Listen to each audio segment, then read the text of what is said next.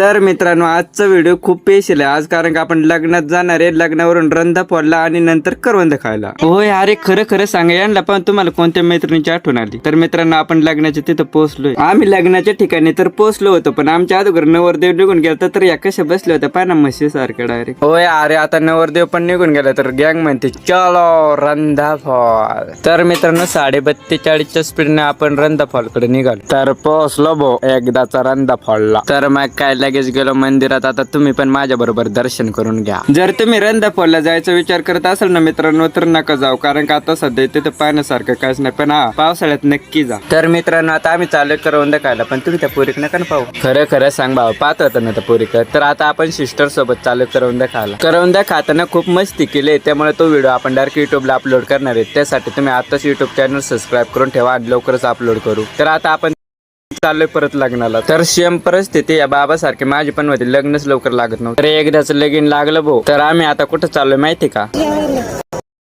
तर आपली गँग लगेच जेवायला निघाली भाऊ. अजून आम्हाला जेवण पण भेटलं नाही आणि जेवायला पण बसलेत. बघा ना राव किती लुताळे पोर पण. आणि आपल्या बायो मध्येच युट्यूबची लिंक आहे, त्याला पण सबस्क्राईब करा.